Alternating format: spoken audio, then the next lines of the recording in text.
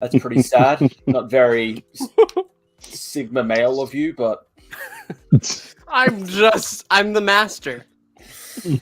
no, because I'm the actual adjudicator, and below me is one of our special guests who is the master, the adjudicator, Joe Corallo. He's got the big... And next to him, as always, we don't have a headline for him, but you know him already. Oh, always a pleasure to have him back. We have Animated Concepts. Welcome back. Hey, I'm glad to be out with you guys, especially my man Joe. I haven't been on with Joe on the stream in a long time, so it's good. Yeah. Good to Nice. be back in that space. All right, looking forward to this one. So the thing is, though, when we were discussing the end of the situation last week, it seemed that we were going to have like 4 guests. You two are the ones that survived. The others didn't make the cut, I guess. Yeah, we were supposed to have 2 other guests. Jimmy was supposed to sort it, but Jimmy is unfortunately not here due to some private stuff that we're not going to talk about on stream for his privacy. So, I don't know. You just got us 4. You're just going to have to accept it. Gonna have to deal with it. It's probably a good thing he's not here, though, because we're talking about the news, and we have to start talking about the cover reveal for the 10th Doctor comic book. Yeah, with Jimmy's favorite writer. Is this the Dan Slott one? Dan Slott, yes. Yeah. Yeah, so this is Dan Slott's first Doctor Who credit, right? Yes. I think so, because they announced this last year, I believe. Did they? Yeah. They announced it, end of last year, that he was going to be he was going to be writing a Doctor Who comic, and they showed a terrible piece of art that was just, it was awful. This looks great, though. This cover looks great. I think so, anyway. It looks fun. There's a lot going on. Yeah, but of course it's written by a man that is not a friend on this channel. So no, he definitely wouldn't like us. No, he would not. Don't lump me into this. Joe, okay. See, Joe calls him Dan. I call him Danny Boy. I don't know, but I mean, I know he's wanted to do Doctor Who for a long time, so congrats to him. And if I'm looking right there, like I'm seeing, it looks like we got some Ice Warrior action there. I love the Ice Warriors. Looks like I is there a Yeti there? And am I seeing a Yeti? Yeah. That's a Yeti. Yeah, that's pretty. It's pretty great. So good old Sutek there. Yeah. And for some reason, his mask has a beak on it. Yeah, why not? Yeah, even though that's not what his actual mask has, but yeah, sure. Imagine it's not him and it's somebody else. It's just adjacent. That's some like peak Hindcliffe in there, and Admiral Ozzel shows up in that one, so that's great. The Slitheen. Mm-hmm. Yeah, gotta love the fart monster. Yep, yep. So you can expect Jimmy to review this. I'm very torn. Most likely, though, we won't be touching this. But although, we've already had Dan Slott on Doctor Who. It was called Silver Surfer. Yes, but I know. But he was pretty forward about that being like his Doctor Who, I think. I mean, it kind of shows. It shows when he was writing Spider-Man at the same time. It kind of showed like what he cared more about. Yeah, but but I mean that Mike Allred art. I'm a sucker for Mike Allred. So yeah, it does look really like this. Cover is astounding, far better than the picture that they used to tease us with. But it's just a question: do I really want to suffer the slottening? Slotto Octavius. But yeah, no. I'm glad that we at least have this pretty picture to look at. Meanwhile, talking about other big productions coming this year. Oh, wait. Okay. Sorry. One more thing about this cover. How do we feel about the logo? Compared to most stuff that uses that logo, I'm fine with it. See, a lot of people have been complaining about the logo, and nobody in the comments really has the example, but they showed there's a version of this logo that has it Doctor Who side by side, which actually we should be showing off a little bit later. Actually, I didn't pull that up, so I'm going to have to find that. But yes, I'm going to find that later. But yeah, no, I don't know how I feel about the diamond right there in the center. It's all right to me, though. I think it depends. Because if it's just like the diamond logo, but then like a huge empty space around it, I feel like it's kind of a waste to use that kind of logo when you could just use the side-by-side Doctor Who to fill that space. Because it's just empty. It's just like, well, you shouldn't have like that much empty space just on anything. But what do I know? I'm not an artist. Well, this cover has a lot going on. So, and it looks like it was almost like designed with the logo that size in mind. So with the faces on the side. Yeah. So I'm like, yeah, that works. Yeah, that's fair. So now to speak of another production, Big Finish.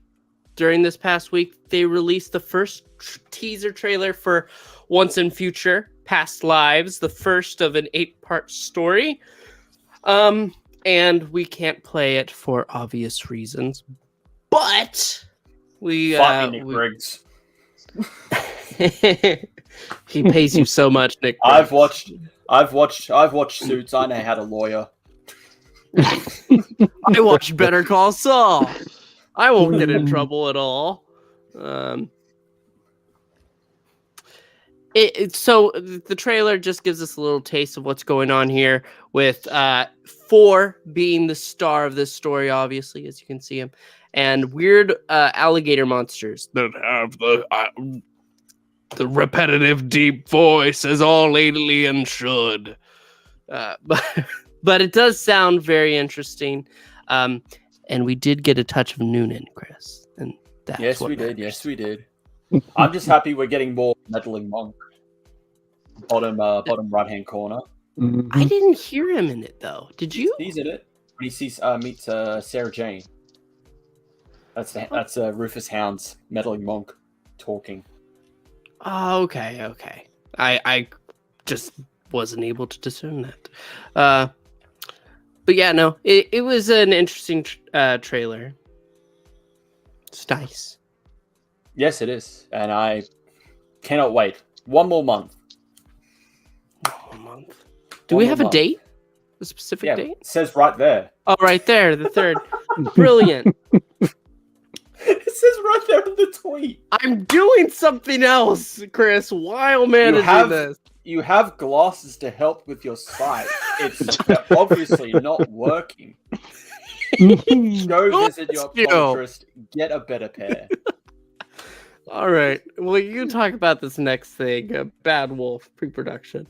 Yeah, so Bad Wolf have started pre-production on a new series. Everyone is believing that it's the rumored Kate Stewart unit spin-off series, given the timing. And it's rumored to be airing next autumn. That's all there is. We just have that. I feel like that should be the case because I don't know. They've have they even finished 14 yet? Series 14, or they're still in the middle of it? Or have they even started? They've started. The stuff that we were talking about with Avalon or whatever it is, Avian, whatever. That's all shooty. It's all shooty, baby. But yes, I mean, it's good that we're going ahead and getting a touch of the future of Doctor Who with some new spinoffs. Unit is the series that should have had a spinoff years ago. Like, I mean, appreciate they tried. They tried during the wilderness years. they didn't try hard enough. Yeah, no. The Big Finish early unit stuff is interesting to listen to too, but it needed a series. I'm ready. My body is ready, and it makes more sense than coming up with your own crazy organization and shoving them for a spinoff when nobody ever heard of them, just so you can have more John Barrowman. That didn't go well for him, did it? This isn't really Star Wars related. It's just a little bit, Doctor Who related. But in the world of Star Wars, there's a droid. How do you pronounce that? Hu Yang? I don't know. I haven't watched. I haven't watched that story in forever. It's not from Rebels. It's from Clone Wars. It's where the fake. That's fake, for another fake story fan over here. Sorry. That's right.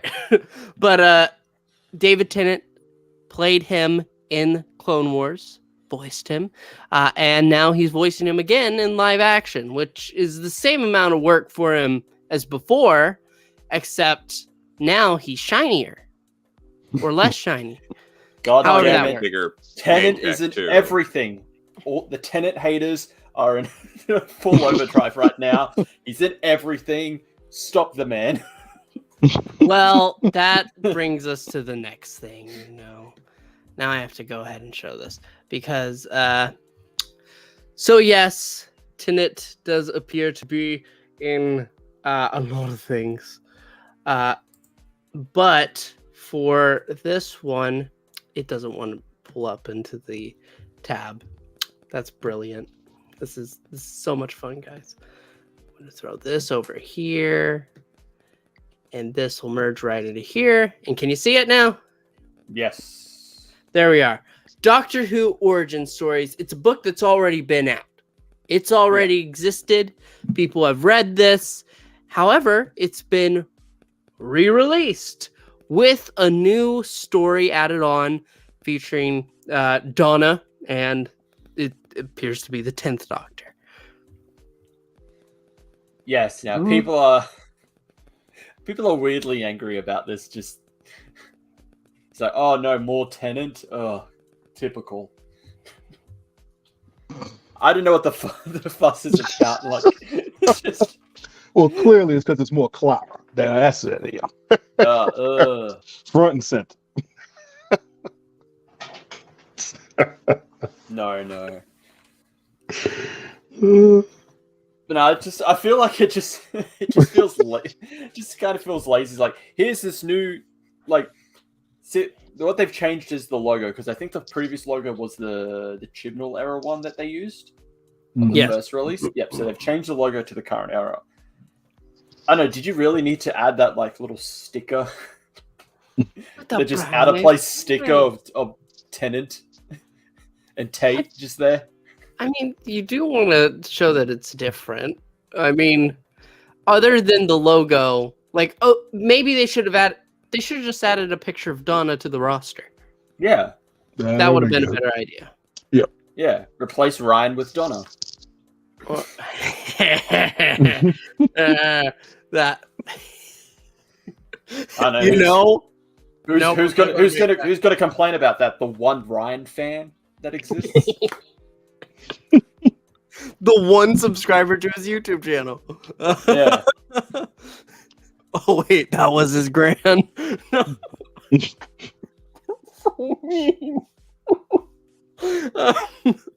No, I kind of agree.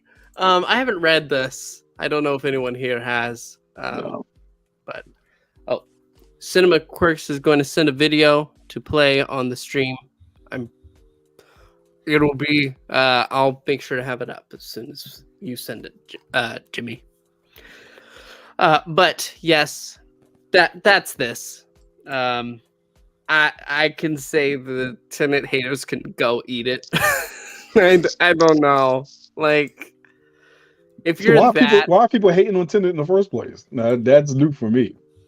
because That's he's weird. everywhere right now, and people be people, and It's because he's popular. A lot of people are arguing it's because he's overshadowed Shooty, because Shooty was announced. Well, no, they were announced at the same time, but we didn't know what to the extent of what David's role would be. Gotcha. Everyone just was theorizing he's just 10, but just looks older. Mm-hmm. Not that he was going to be the 14th Doctor. So I don't know. We can't please everyone, can we? no. And so, speaking of David Tennant, here he is again.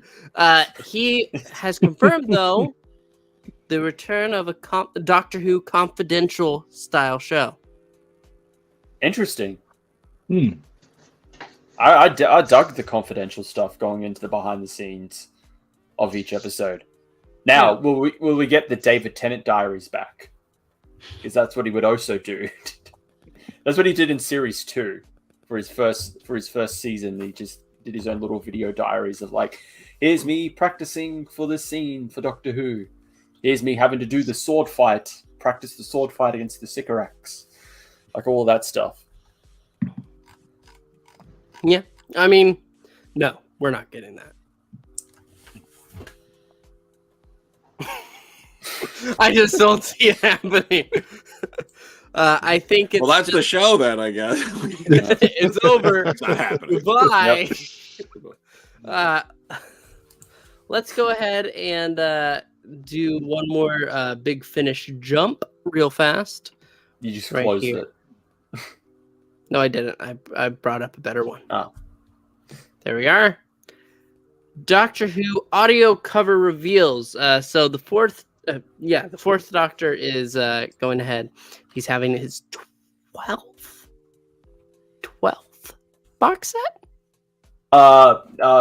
His series are divided into 2 box sets. Oh, so this is the second half of series 12. Okay. So yes, and these are the cover reveals for The Wizard of Time, which has a cover that looks similar to the cover. That's fun. Then we have The Friendly Invasion right here. Why does he have fire hands? Why not? This is Doctor Who. You questioning Doctor Who? I'm questioning fire hands. But and then the last one is Stone Cold. I am very excited for this. The Weeping Angels. Except, why is that one? Yeah, the one in the middle has like a. His face. But the Fourth Doctor versus the Weeping Angels. I was gonna say, Javane, in the second one, I'm surprised you didn't pick up the fact that Leela is wearing a Clara outfit. Actually, I was going to say who's Velma, but then I realized it was Leela. So. If you go back to the second one, Pixel. Yes, I'll go back. You can see that the dress that Leela is wearing is Clara's dress from Journey to the Center of the TARDIS. Okay. It is, Is yeah. It is. Yeah, it looks familiar. Yep. Okay. But yeah, no, I'm interested in the other ones. The one I'm mostly interested, though, admittedly, is Fourth Doctor versus the Weeping Angels. Yeah. The Weeping Angels are a creature you don't think would work with audio. That you think it's just one that, how do you go ahead and translate that? But every one that I've heard, which in fairness, it's 2 out of 3? It's brilliant. Brilliant. It's some of the best angel stories that we have. But yeah, no, the other stuff looks cool too.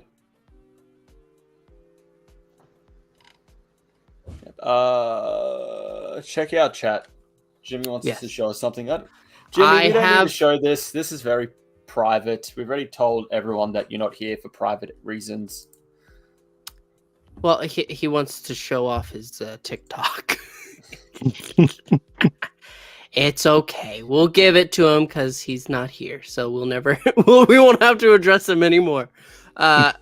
Yes, Jimmy was in a car accident, as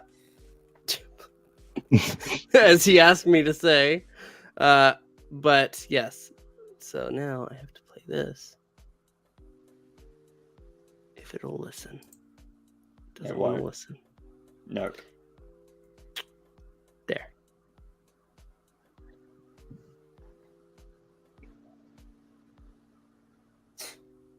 Jesus, Jimmy. That is rough. No, that won't buff out. Try a little harder. Keep at it. See, we were a little worried at first, but then Jimmy was writing us on Twitter, so I was sure that he was okay. But him sending TikToks just lets me know that he is definitely all right. Yeah, Joe was probably have at it, y'all. should probably completely block out your license plate number. Just throwing that shit out there, just that's a good idea. That would have been a good idea, Jimmy. Yeah, you should have. I didn't think about that either, but I don't drive. So people on the internet can be pretty crazy. And we did talk about Dan Slott, so he's going to find the stream because he loves looking himself up on the internet. So he's going to find you, Jimmy. Yeah, he has a very certain. He ain't finished with you. He has a very certain set of skills. Dan, I'm not a part of this. See, I said he called him Dan. This is not a hostage video. Like this. We're good. You and me are good, Dan. Don't worry. I'm just. I'm not blinking twice. All right. The last piece that we have here is some drama. So there's a company called Cause Daddy, and they went ahead and apparently they, without permission, went ahead and took a fan design for the 15th Doctor's costume. You can see Bonnie here. This is their design right here. I wish I had the other picture from Cause Daddy, but I do not. But we do have their apology. They didn't intend to steal it. And next time they say they will seriously ask before just using a commission to go ahead and sell a design. It's not really news, but it was a slow news week, guys. I'm sorry. And that's it. So, yeah. I'm glad you apologized, Cause Daddy. No, I would have left it up.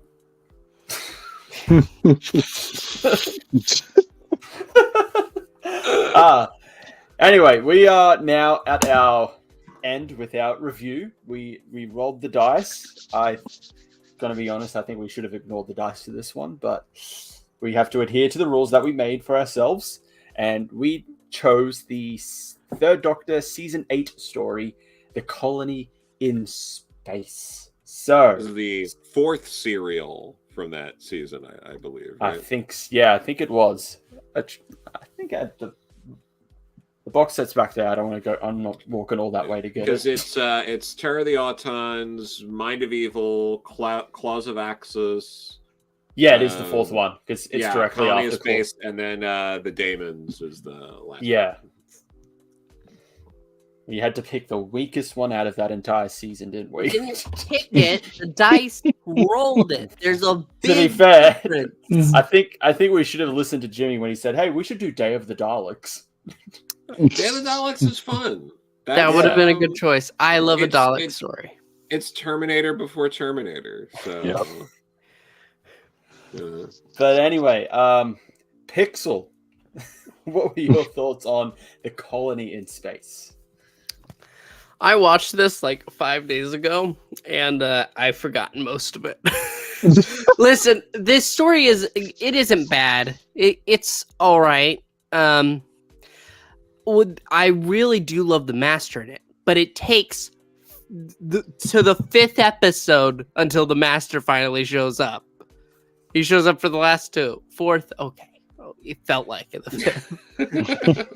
5th. He finally shows up, and I do love the scene. That's why I have this tagline where he's trying to basically convince the Doctor.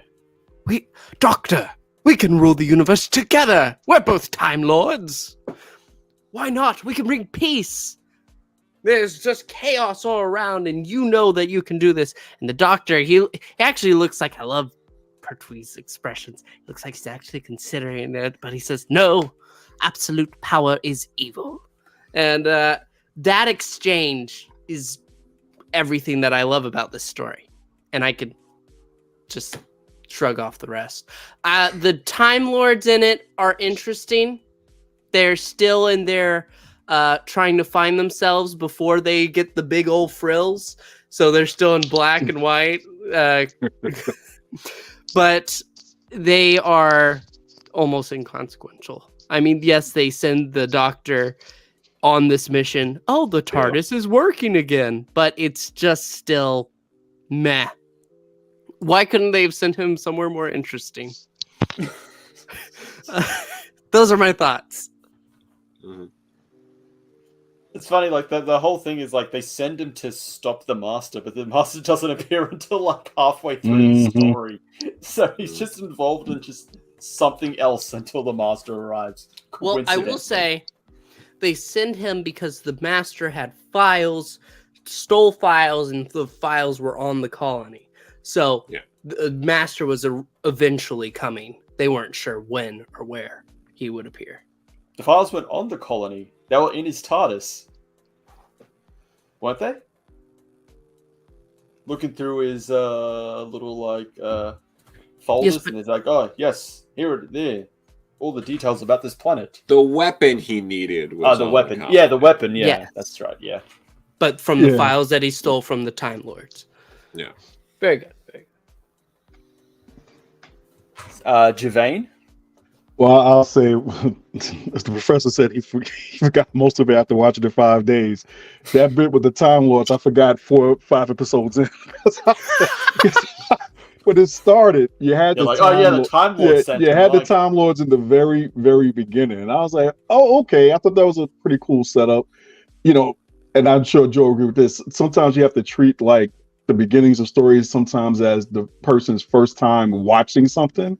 So I thought they did a decent job of setting up the Time Lord's involvement and how it was affecting the Doctor. I think they kind of skimmed over the whole Master bit a little too quick, but I was like, okay. But by the time the Master shows up, I'm like, okay, it's cool. I like Delgado. I like that the Master is there, but I forgot why he was there in the first place or why that was relevant to the rest of the plot. So until I watched it the second time, I was like, oh yeah, that's right. 4 episodes ago, they let him get the TARDIS back so he can go stop him. But it was just like all this other stuff had happened in between that it just seemed a little disjointed when the Master showed up. I mean, they do a good job of weaving it back in by the Doctor being suspicious of him being there, but it's like that whole Time Lord bit kind of threw me because it was just seemed like such an add-on piece just to like get him going or get him back out into the universe. So I was like, all right, to be justify like the starting of the plot of getting the Doctor off Earth. Colony. Into the colony. So it was just kind of like it's just like a lot of weird motivations throughout the whole story. So and like the whole race and the whole ancient race in the city where the weapon is at, and when my man decides to do the right thing for the universe and basically blow up a city. But he helps these aliens get out first, but basically lets everybody else in the city get blown up. It's like they don't get a chance to evacuate too. I didn't quite understand that part. Yeah. They were just running to where it was like, just like, all right. Sleestack's got a right to exist too. All for You know, one, come one for on. all. It's like, you know, Yeah. it was, and even the whole thing with even though there were parts of it that I liked, it's like I enjoyed it. Like it was like fun to me to watch. It was fun because everybody was really kind of like what's the word? But they were all on the nose. So like the whole thing with Winton and Ash, you know, two guys who truly loved the colony and the people that were there, they just had very different ways of going about it. And when Ash, you know, sacrifices himself for the good of the colony and everybody's hanging around, it was very predictable. But I think for me, what kind of held it together, if you will, actually was the Third Doctor and Joe. Like I'm not real familiar with the whole the Third Doctor's run, but for having actually watched this for the first time, I liked how Joe kind of comes off as a prototype for what definitely Sarah Jane ends up being as a companion, and I would even say more the modern day companions. That whole thing of her really being a point of view for the audience, especially in terms of realizing what the TARDIS is, the fact that the Doctor actually is a time traveling alien, because there seems to be a lot of doubt about that. So I liked Joe's character in that sense. And then I have never really been a big fan of the Third Doctor, but I won't lie. Kung Fu Hu kind of grew on me after this one here. I mean, he just owns the role with such confidence. I mean, any man who can walk around in saffron and frills and be serious in scarlet capes. I mean, it's like now Pertwee, it's like I've read some stories about like he really had this idea of who Doctor Who was in mind, is very kind of like, you know, calming mix of Roger Moore as James Bond and Adam West as Batman 66. But I didn't think it would work, but somehow he manages to carry the show doing it. So yeah, it's a mixed bag. It's a mixed bag overall. I have to say, what you said about Joe reminds me of something very, very important. Mm-hmm. Girl power! Yay!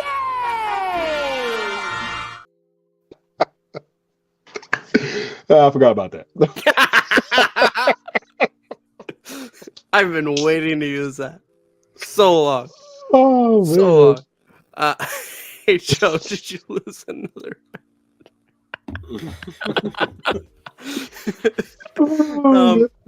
No, I think you have very good points.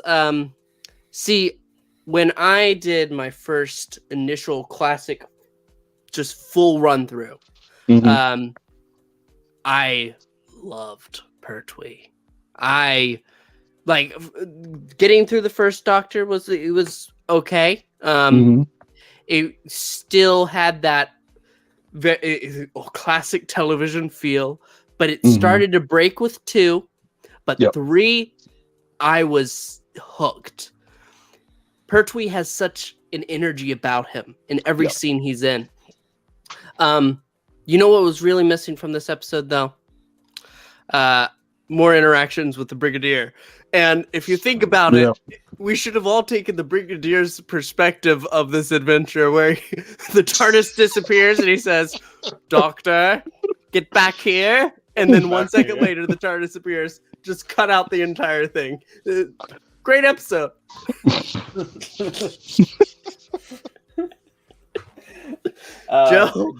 Joe? Well, yeah, what was it?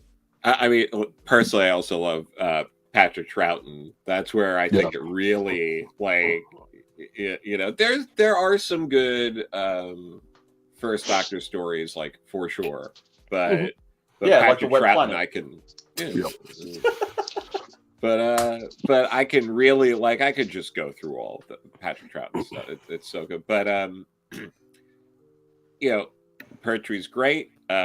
This is a pretty solid season overall, but, like,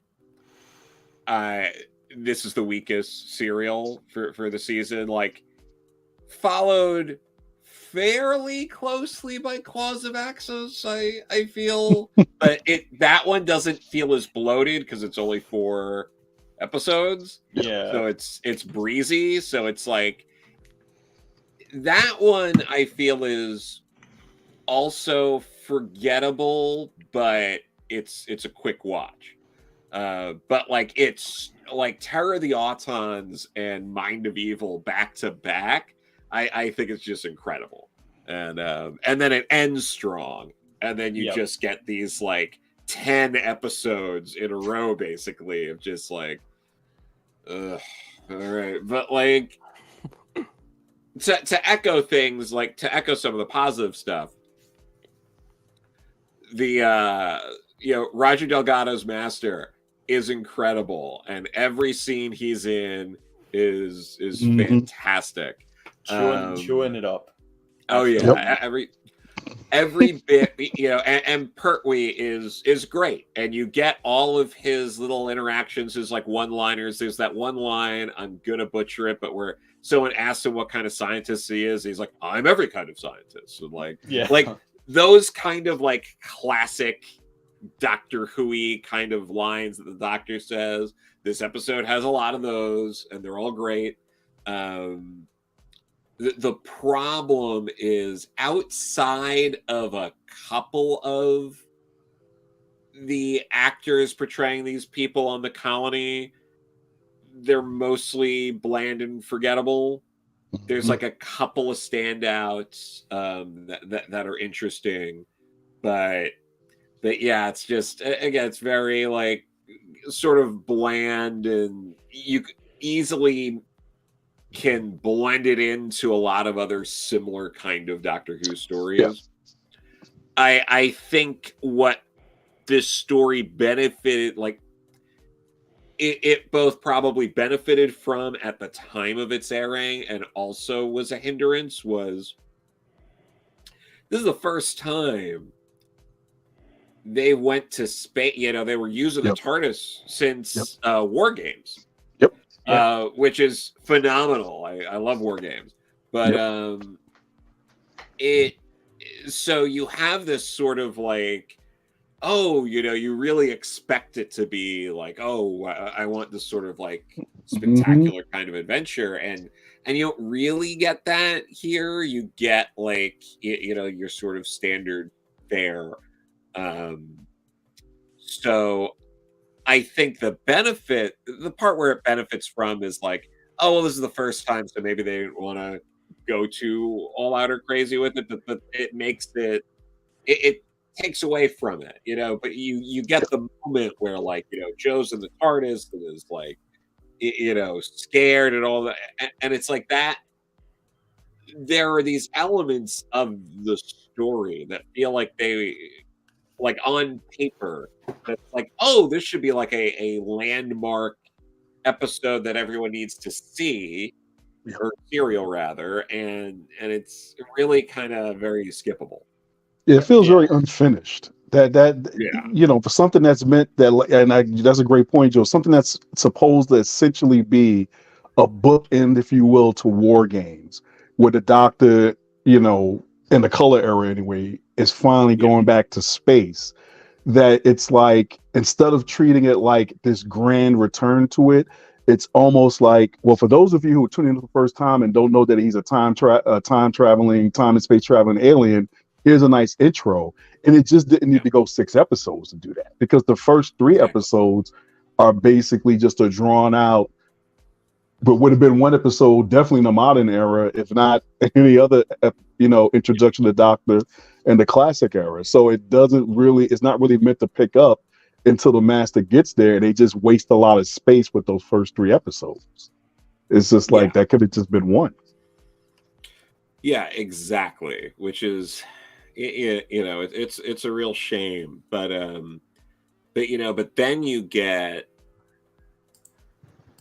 you get stronger stories after this with the Daemons. You get, after this, it's like the Daemons. Then you go into season 9, and it's like Day of the Daleks, and then the Curse of Peladon, which I love. The Curse of Peladon. I think that's a phenomenal story. That for me is like okay, I wish that was the first. Like, we're back in space, baby. Like, we're going out there. Like, it's got Doctor Who-y elements. It's got like kind of Star Trek-y elements of these different alien races and like sort of diplomacy and intrigue going on. We did a review of Curse of Peladon on this channel before, and we had another guest that sometimes pops up, Landry Q. Walker. He and I are on the same page when it comes to loving the world of Peladon. They did some excellent world building in that episode. Mm-hmm. The world building in this episode is very bland. Yeah, it's very much like it's a robot, but maybe it's an iguana that we zoomed in on. But and also the back and forth with like, well, we captured your guys and we're going to tell everybody the truth. No, we're going to capture your guys and we're going to lie. We're going to capture your guys again. And then not this time. That's a big problem with, I feel like, the Pertwee era in particular, is there are a lot of stories that were clearly written to be 4-parters that are stretched out.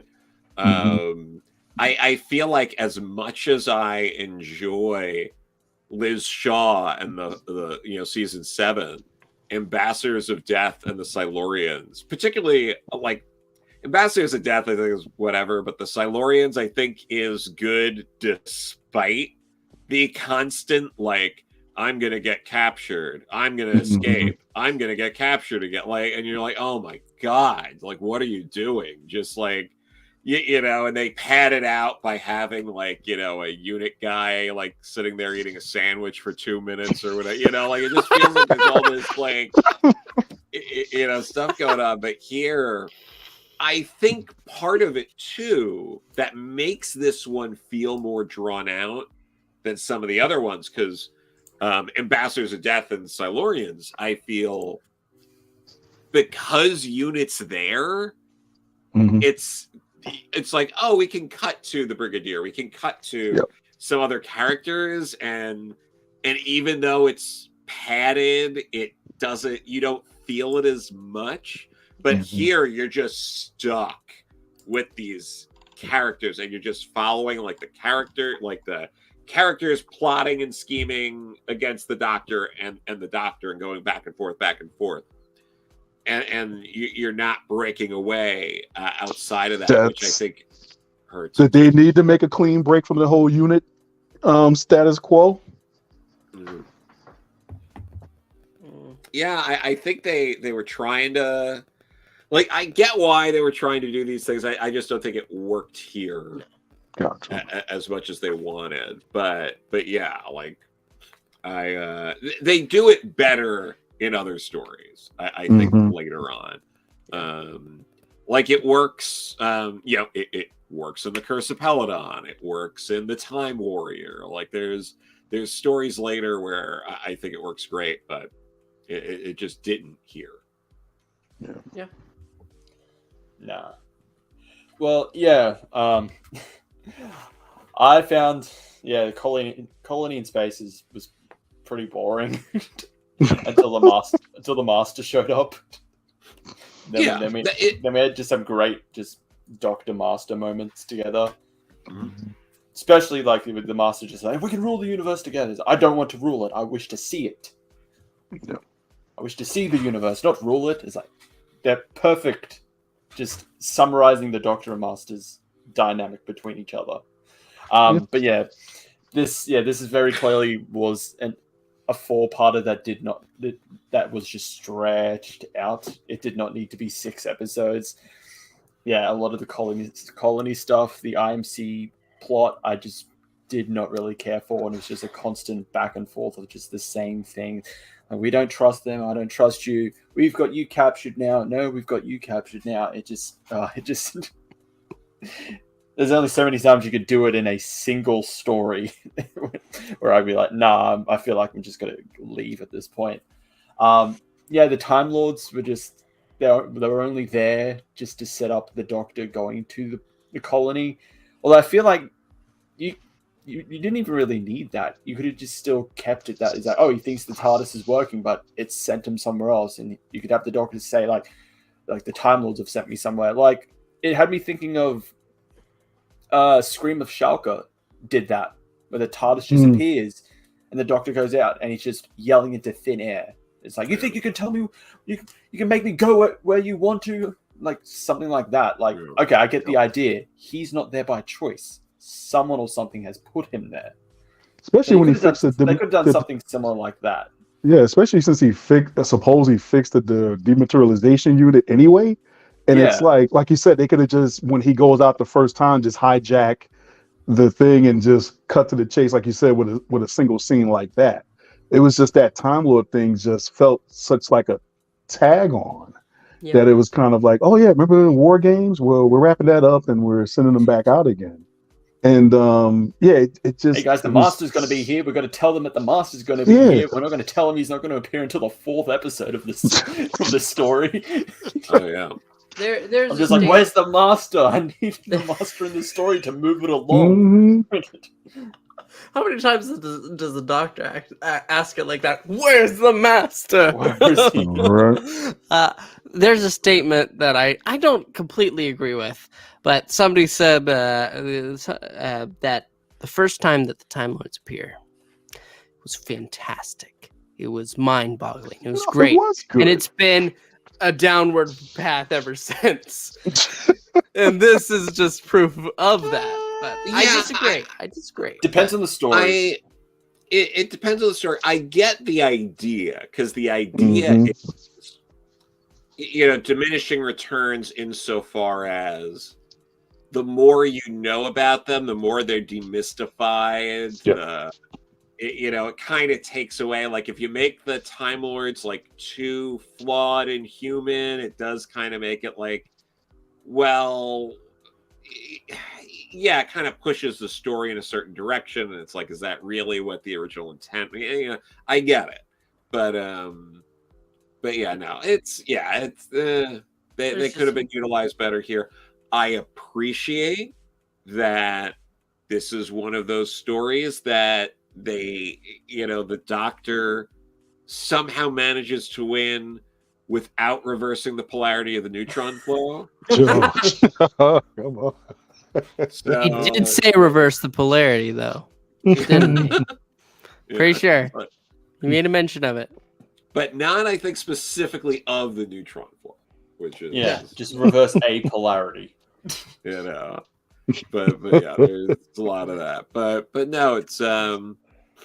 it does fall into that kind of thing where, it's the same, like, we're gonna...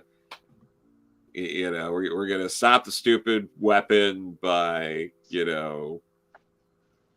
defeating the Master, kind of by saying he's mean, and then the Master in his Moriarty ways gets away somehow, and that's it. But a lot of it is just the weird alien agreeing to kill itself. Yeah, and it's, I'm done, guys. Bye. Oh, not just himself. He commits genocide. Perfect. Species, yeah. I remember what I wanted to say. We talked about Delta and the Bannerman. You know how everybody gets on the bus and they try to fly away, and the bus just blows up, and you make no mention of it. You just shrug it off. That kind of happens in this episode too. Like they give it a second. Oh my gosh, all those colonists died. Okay, let's go. But that's because they weren't on it. But they weren't on it. But only Ash was on the ship, though. Well, still, I thought they, I know what you mean. Because at first I was going like, because Dom's like nothing. You're right. It was almost like, well, we kind of knew he was the only one on there, so they definitely didn't play that for all that they could in terms of the horror of it. You're right. It was just kind of like, Weapon Master, let's go handle that. A sense of drama, but we didn't really care anyway. They could have all died, and we would have been like, okay. But doesn't it? Is there anything more just like painfully British power fantasy than calling something literally colony in space about going to another planet and where the indigenous people there are so polite as to commit genocide themselves to allow Hey, look, others. I was gonna go there, Joe, but I said no. I'm not gonna do that. as a person of color who tends to project himself onto the non-white characters. Really, Noble Savage? It's just like it just seems like painfully British. Like, oh, we're terribly sorry. We'll clear ourselves out. Deepest regrets. We've ruined everything. You clearly need the planet more than we do, so.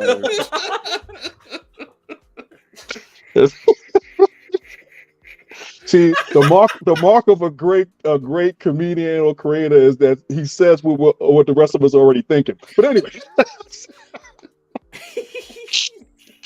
But I will say this in terms of the legacy of the episode, because as Chris, a few you pointed out in terms of like the interplay between the master and the doctor and the master, is that it definitely reminded me of 12th and Missy, and just that whole thing of like that relationship of sort of the master trying to win the doctor over more in the modern era, to kind of like they could rule this universe together, like, you know, rekindle that friendship or that relationship. And they're two people going about the same thing in different ways, which is kind of echoed in the whole Ash Winton thing. But it's like definitely the high point of the series is that you get this perspective on that relationship of the doctor and master that I think continues to play out as the series goes along. But yeah, Joe, good call on that whole thing of you know. Oof. I was like, okay, is it just me? Is my cultural sensitivity showing? I was like, terribly sorry. Oh man, that just boggled my mind. I was like, okay, bro, I get it. You know, get rid of the weapon. It's a danger to the universe. But the fact that it didn't even cross his mind to like give the rest of his people like, you know, even to like, oh, man, everyone evacuate 3 minutes. The whole city's gonna blow up. It's just like, I mean, I know they're slow, but they weren't that slow. It's like a few of them could have made it to the surface. They're dead. Oh man. So, should we give ratings? Yes, ratings. We'll go clockwise. So, Joe, your rating of the colony in space. It's still like I'm a little torn, and I guess I give it a 6 out of 10. Like it's still John Pertwee. Like I said, you still get those cool lines. You get some, good Dr. Master dialogue. There's still moments in it, like, Joe getting on the TARDIS the first time. So it's not like, so there are elements of it that are worth seeing it for, but I couldn't give it more than a 6. And like I was kind of like, maybe if I feel like maybe a 5's too well, but I can't give it higher than a 6. So gonna go with that. Yep. Javane? Yeah, I'll give it a 5. I'll split the difference on it because there we go. Yeah, much like Joe said, I think it's like, and the only reason I give it a 5 because I think if it had been 2 episodes shorter, I could have gone 7. Even with the tack on of the Time Lords at the beginning, which I think they could have still weaved that more into it. I think the mere fact that it went 4 episodes, you forget why the story kicked into motion in the first place. Yeah. So like when the master kind of shows up, my thing was, well, it wasn't he just the last thing? And I know he comes up in the next one. I guess they're just doing a Masterama for this particular season. Yeah. But because you have those 2 episodes, because you have 2 and 3, it just really kind of takes the story someplace where it doesn't need to. It just lingers too long. It just lingers too long. So that's why it's a 5 for me. Yeah. Yeah. That's fair. I guess that means it's my turn. I'm going 5.5. I'm going in between. See, It's Doctor Who, so you always have to think, okay, it's Doctor Who. It's got that going for it. John Pertwee, I love him. I love his interaction with the Master, but it wasn't enough to make me say that, oh, this is a really good episode. I could not recommend this episode. I couldn't say this episode's bad, but I can't say it's any good. So, yeah, 5.5. Mm-hmm. Yeah, I'd have to agree. Yeah, 5.5 for Colony in Space. There are moments I like in it, but overall, it is a boring episode that is too long. Yep. It needed to be shorter. 4 episodes. Hey, I'd say even 3. 3 would have been all right, nice. well, if I can throw this one out there, compared to Trial of the Time Lord. That's literally it's art. Hydrogen bomb versus cotton baby. Trial of the Time Lords is that was such a clip show. It's a spectacular mess. It is. I love it because it goes off the rails immediately. Yeah. Brilliant. See, Trial of the Time Lord is my favorite season of Doctor Who ever. It is my favorite. I was not a fan of the Sixth Doctor at all. You have to understand, I was pretty miserable as soon as he showed up and with his arrogant way. But something happened with this season 23, which behind the scenes and all that, it's absolutely a disaster. But somehow these stories being used as evidence, it just feels so brilliant, leading all the way to the end when you are introduced to what the Valyard actually is. It's fantastic. Oh, I love it so much. Scrapyard, you mean? Scrapyard. Railyard. Railyard. But you didn't even like the Two Doctors.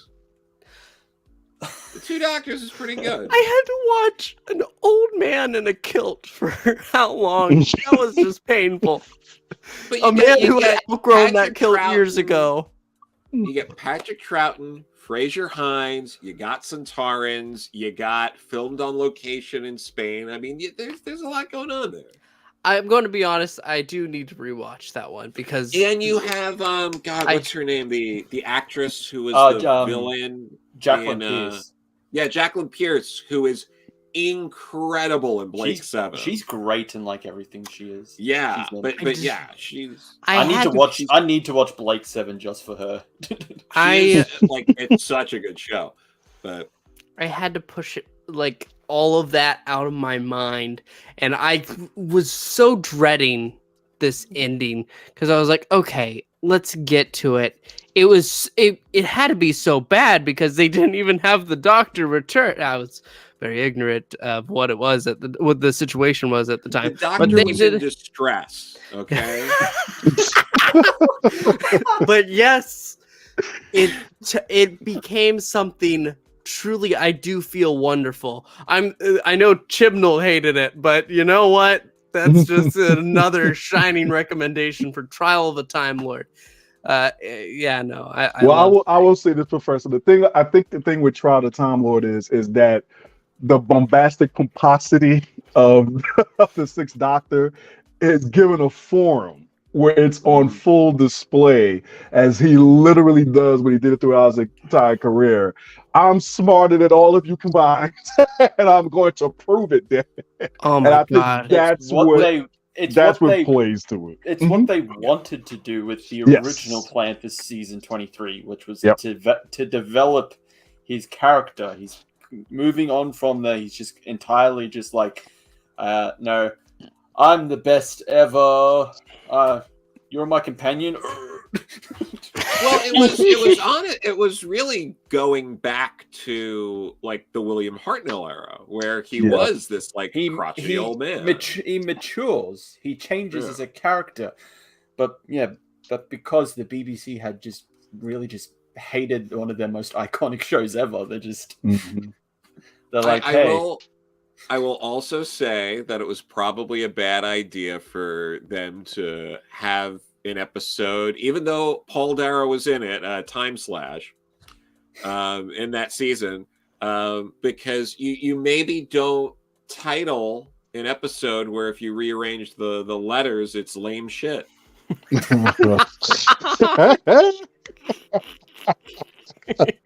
Maybe don't do that. Maybe don't let J&T dictate the costume department.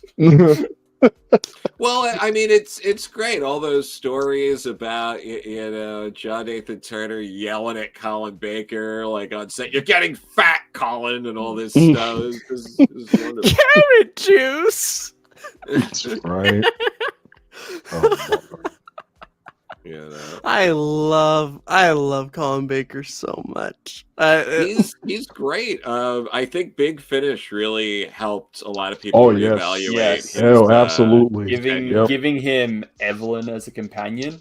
Evelyn was great. Evelyn, I even enjoyed Frobisher. It was nice seeing Frobisher be in some stories, because from the comics and all that. Well, because he's just great. But I guess that is it for this week's live stream. Thank you, everyone that tuned in to watch. Thank you to our two guests, Animated Concepts and Joe Corallo. Always a pleasure. Anything either of you would like to plug, promote, sell yourself out on? Yeah, sure. Next appearance, I'll give it to Joe. I know he's got stuff going on at Mad Cave. Yeah, issue 5 of Dahlia in the Dark's out later this month. So it's 5 of 6. So check it out. It's urban fantasy crime noir book. I'm really happy with how it came out. And if you like sci-fi thriller kind of stuff, I edited a graphic novel at Mad Cave, The Carmen Line, by Dennis Hopeless and Peter Kowalski, with colors by Brad Simpson. So, people should check that out as well. Very cool. Thank you. All right. Yep. Take us out. We'll see you all in the next one. All right. Godspeed, Jimmy. See.